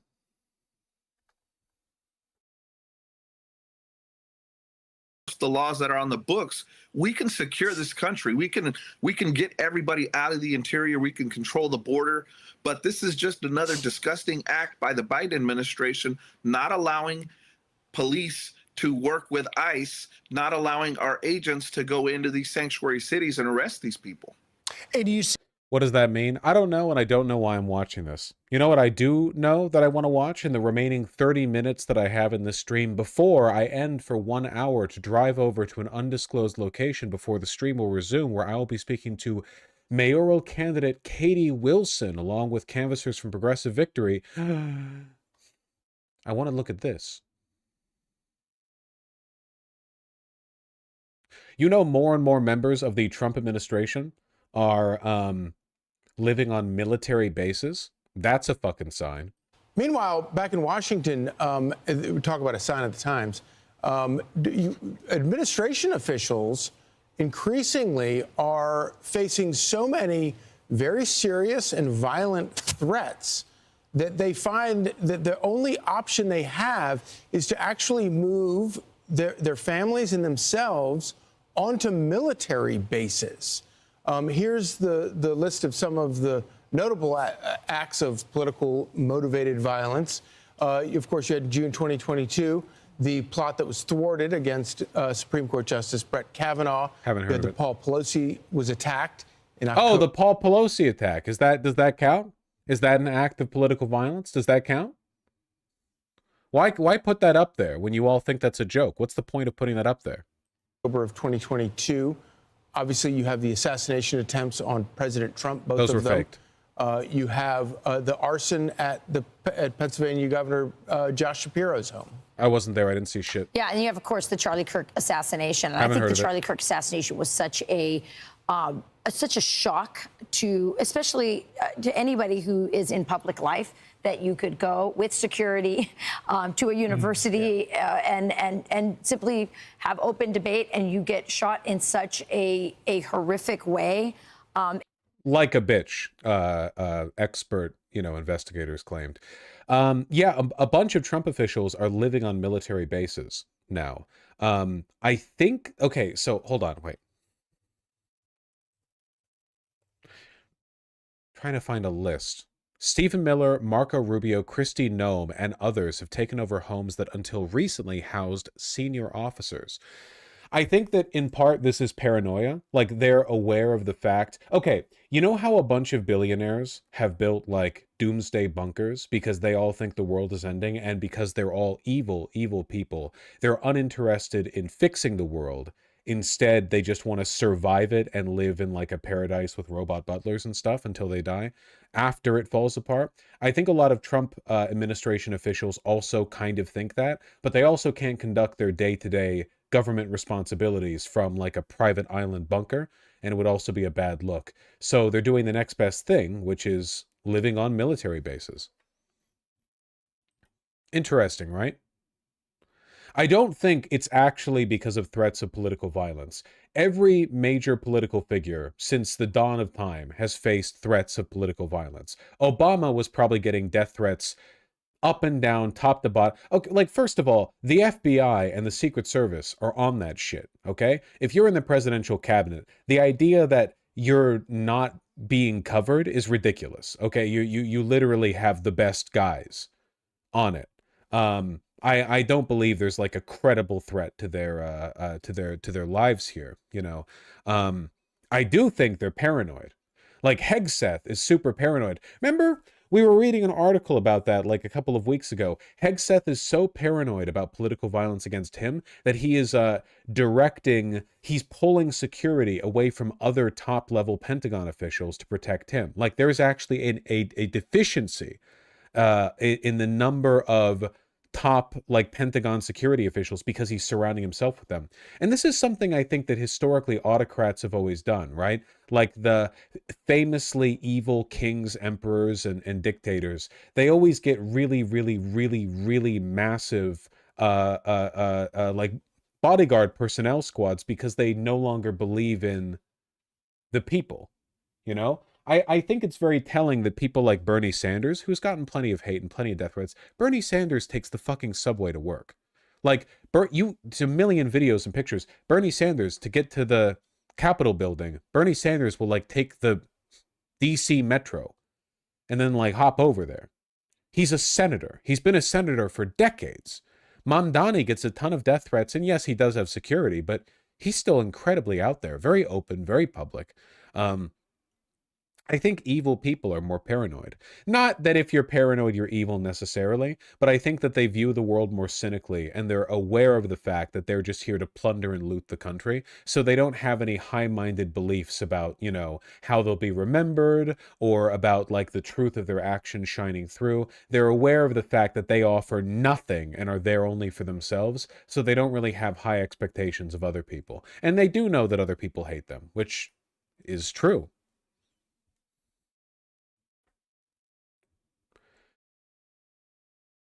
Have you seen the leaked infighting between ICE and the CBP? ICE officials are getting mad at Customs and Border Patrol and accusing them of letting all the illegals in and forcing ICE to clean up their fuck-ups. It's wild. Yeah, especially crazy because, like, ICE would not be where it is today if it wasn't for CBP being consistently Hitlerite through the Obama administration, right? Like, they were literally just following orders. In front of college students. I really, I'm still not over it. I'm just surprised how in the liberal media, it's just kind of just gone away. Here, a lot of conservatives, and of course at Fox News, we have not forgotten. We will not forget.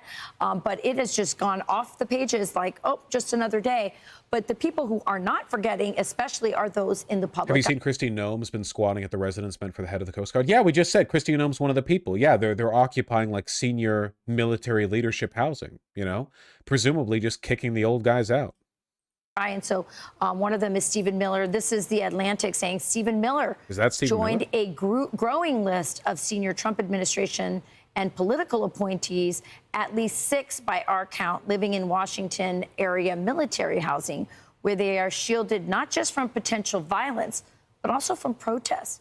It is an ominous marker of the nation's polarization. It is like terrifying conceptually that all of the top level officials, or many of them, certainly the most evil ones, Hegseth, Noem, Miller, you know, would be walling themselves off on military bases so that they have no interactions whatsoever with the public. It's deeply anti-democratic. Which the Trump administration has itself contributed. I don't know where they got that from, that some of those top public servants have felt a need to separate themselves from the public. These civilian officials can now depend on the U.S. military to augment their personal security. But so many have made the move that they are now straining the availability of housing for the nation's top uniformed officers. So chalk that up for another brilliant move on their part to ingratiate themselves to the brass over at the Pentagon, you know? The Atlantic really worried about housing for officers.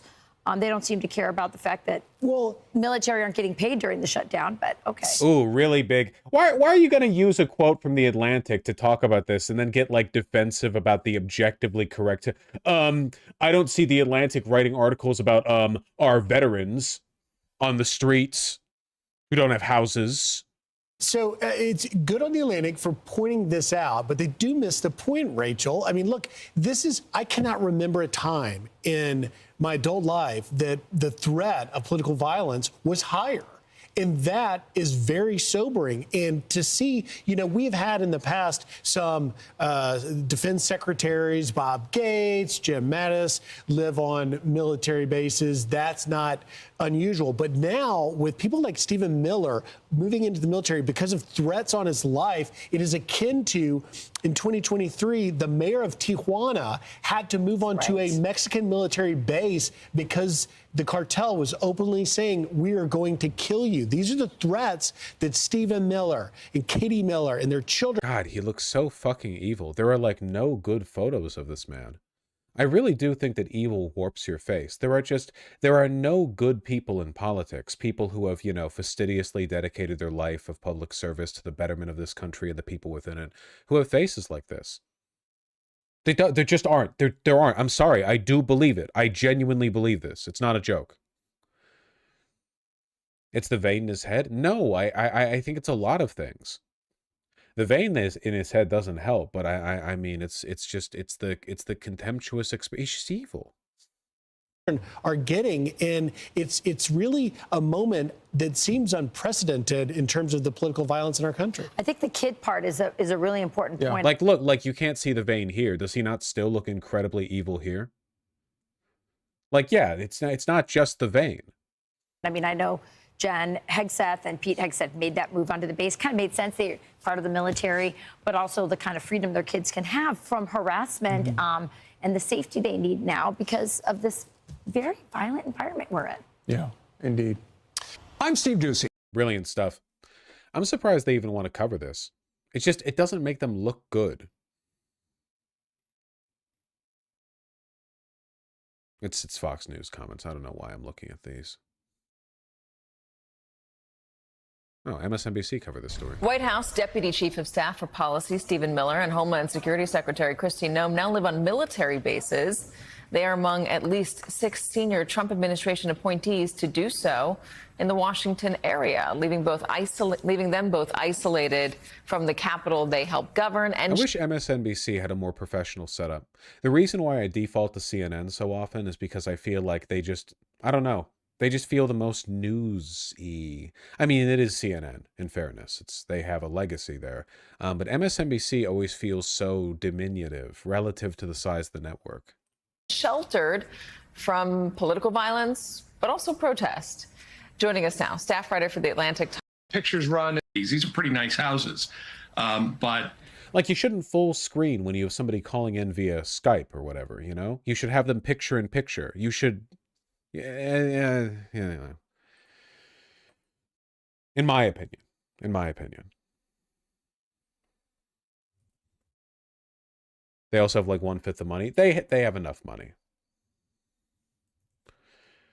You hear, oh, speaking of other news networks, you hear CBS fired. So that one of the few like pro-Palestinian reporters and journalists that they had. Thanks, Barry Weiss.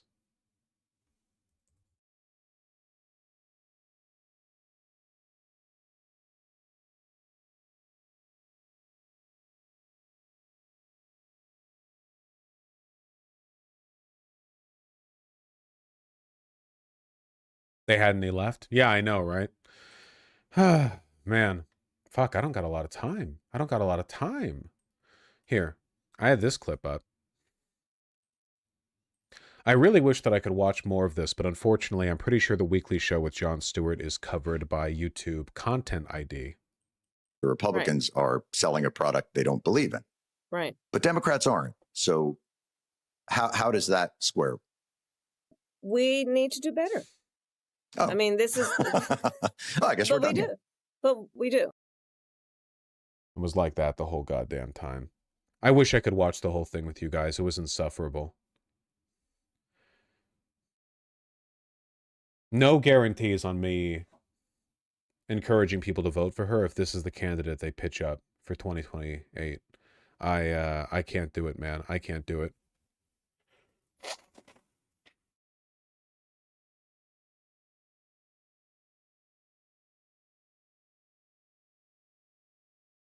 You need to do better. Yeah, it's like, I don't know, man.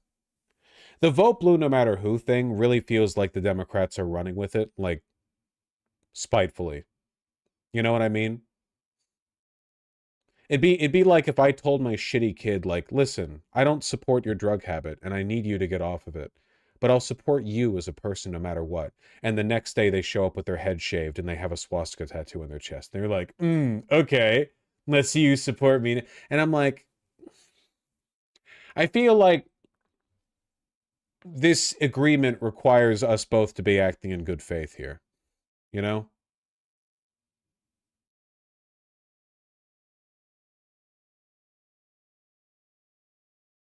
You know, she defends Biden in this interview.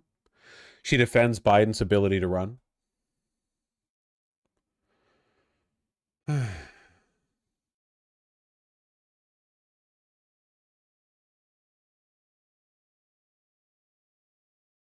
Hold on.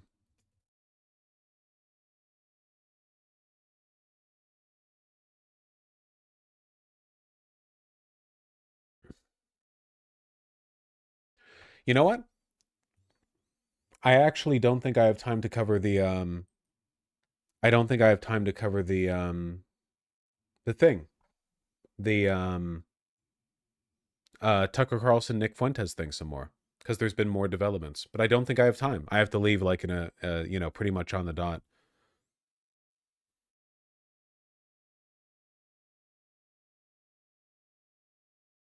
Later tonight. Tomorrow, maybe. Guys, in an hour and 15 minutes, assuming nothing goes wrong, the stream should be going live again, except I will be elsewhere and interviewing in person Katie Wilson. I'll be in a room with PV canvassers interviewing Katie Wilson. It'll be a brief interview. I'm just saying, how do you do? You know, we're mostly just gunning up some canvassers in the final days before the election. But I think it'll be fun.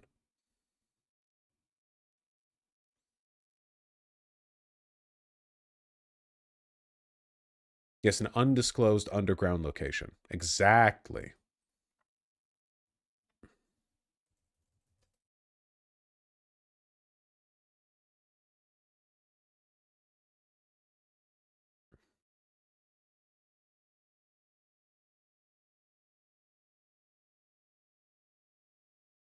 Will you stream tomorrow? Yes.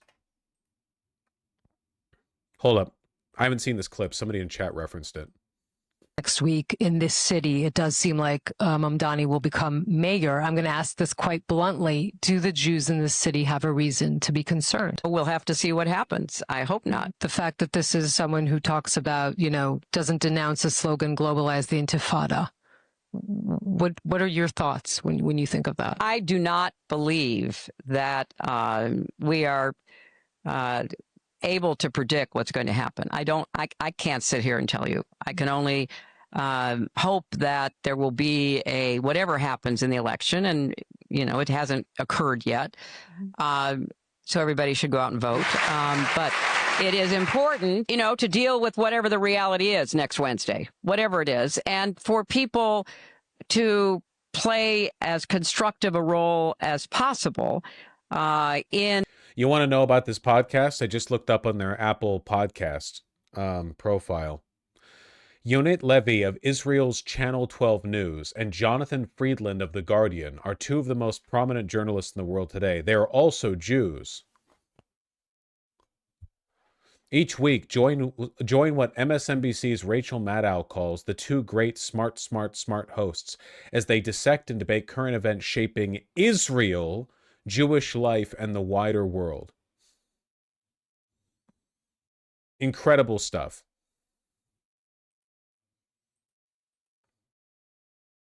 Making sure that, you know, we don't face the kind of, you know, worries and concerns that have been expressed. If you had a vote in this city, would you vote for Zoran Mamdani? You know what? I don't vote in this city. I'm not involved in it. I have not, you know, been at all even asked to be involved in it, and I have not chosen to be involved in it. I will be there the day after, and everybody else should be too, no matter what happens. Jesus, they're all such fucking cowards, man.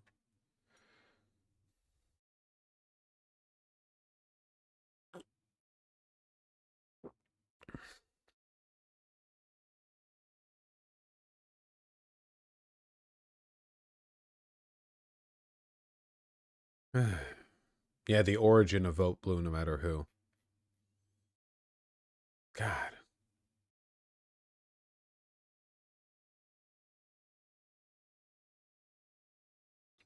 Why does she have no positions? They are terrified of Mamdani. They're terrified of what he represents.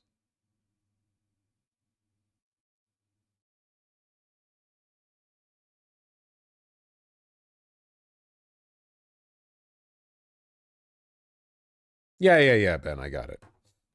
I'll just take the stream key when I log in to YouTube on whatever laptop you bring.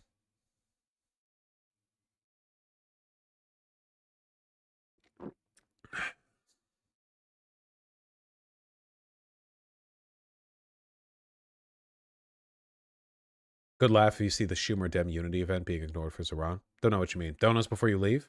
No, I don't want to rush him.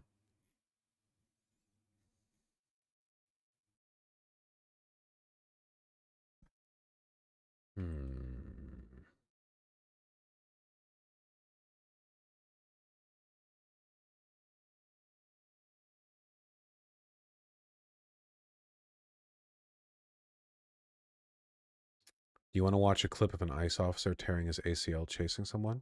Yes. Please.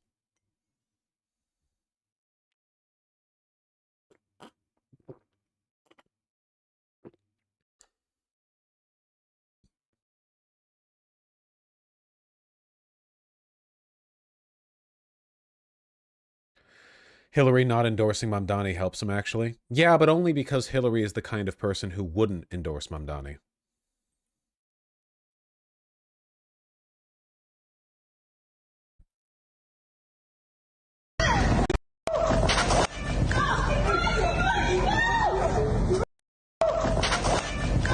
It's fucking over.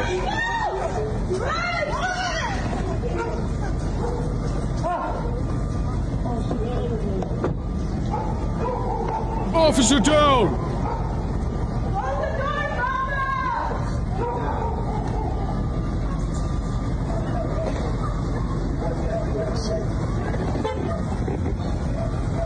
Like that the recommended emojis are delighted. They're also out of shape. It's not like they were given any training. Want to end stream with some good vibes? No, not that.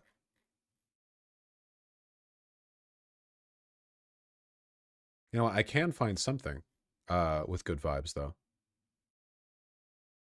Hola, Nueva York! Ya pueden salir a votar y estoy pidiendo It's pretty good, by the way. He's been learning. su apoyo. Por favor, busque su lugar de votación más cercano y voten por mí para ser su próximo alcalde. Me postulo para hacer que esta ciudad sea más asequible para todos. Voy a congelar la renta, asegurar que los autobuses sean más rápido y gratis y ofrecer cuidado de los niños menores de 5 años, gratis a todas las familias. Cuando miramos una visión de... No, okay, ya, córtalo. We cannot spend all day doing this again. Duramos como 3 horas la última vez. Sobre todo para los latinos. Sobre todo, ok. Lo siento, yo no hablo español muy bueno. Él está corriendo para el alcalde. It's better if you can like hit. Pero nunca dejar. He's really improved. Man, how does he find the time for it? Only one new word in here. The only new word is here is ponga. Every other word you've said a bunch of times. All the words are new. Every time the words are new. Por favor, Cerrado. Cercano. Cercano. What's cerrado mean? Close. Okay. So don't find your closed voting Abierto. location. ¿Me lo adaptan? Sí, dale. Juntos podemos luchar por un Nueva York que proteja a todos que hacen grande esta ciudad. Una que luche contra la administración Trump y ICE. Y una que asegure que todos puedan pagar comida y techo. Para ellos y sus familias. Nueva York, ahora es nuestro momento. Encuentre a su lugar de votación y vamos a votar por Zoran. Perdón, Zoran. Porque merecemos una ciudad asequible y fuerte y debemos comenzar ahora. A la comunidad latina, gracias. Espero recibir su apoyo. That's gonna end. It's just very charming, okay? It's just very charming. Somebody else linked this.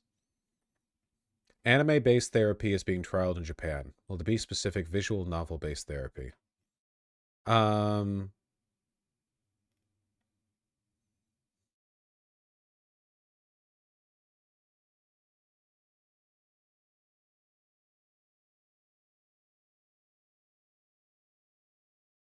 I don't fundamentally have an issue with this. Like, in terms of media being used as a conduit to help people with their personal issues, that's fine. People have always done that.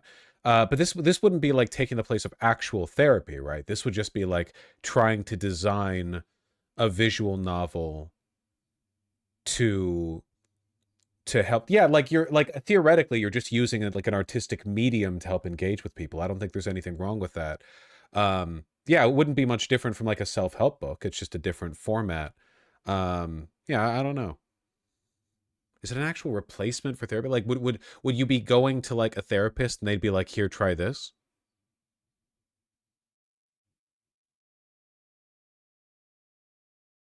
Wait. In what looks to be a visual novel-style interface, a psychologist will take on the role of said anime character and conduct a counseling session. Oh, like you're communicating with a therapist, but the therapist is the VR character you're talking to. That's interesting. I feel like this is the kind of thing that would only really work with or be better for people who are already kind of like in the pit, you know, like a little, like they're already kind of in a hole a bit. But maybe for some of those people it could be better because you're kind of like, okay, this is going to sound like kind of a crazy comparison. Isn't something that they do sometimes with traumatized kids for therapy is they do it with like hand puppets? Like rather than talking directly to a therapist, the kid has a hand puppet and then the therapist has a hand puppet, and the two talk to each other, and the idea is that that level of impersonality allows you to like get through, like work through some issues maybe. I don't know. It's not AI. They're not saying it's AI. They're just saying that it's like, yeah, that is specifically for children. But if you need your therapy delivered via visual novel, you're kind of like mentally a child. So, um,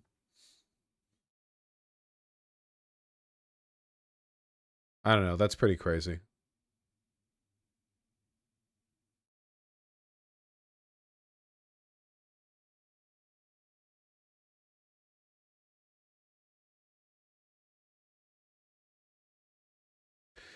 Every incel in Japan wants to be a child. Every incel wants to be a child in general because they miss having no responsibilities, you know? It's like an abdication of the difficulties and obligations of being an adult. It's like it's very common. It's not just an incel thing, right? It's just very common for like lonely people or people who think they've failed at life.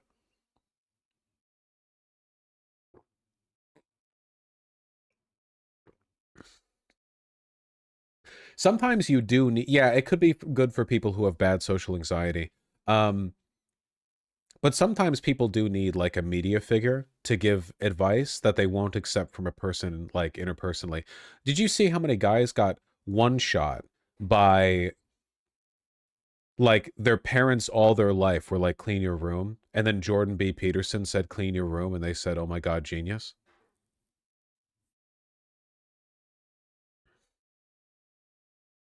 You know how it is. Anyway, folks, I gotta go. I gotta put my socks and shoes on and then head. So wish me luck, you know. Quick little convo with the good Katie Wilson. I'll see you guys soon. I really do hope you'll stick around for it, you know.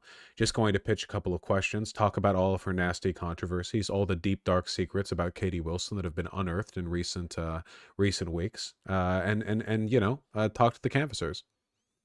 See you soon. I'm kidding. She's squeaky clean. Oh, hold on. I'm being pitched a cat. Here's Bagheera, who was yowling earlier. Why were you doing that?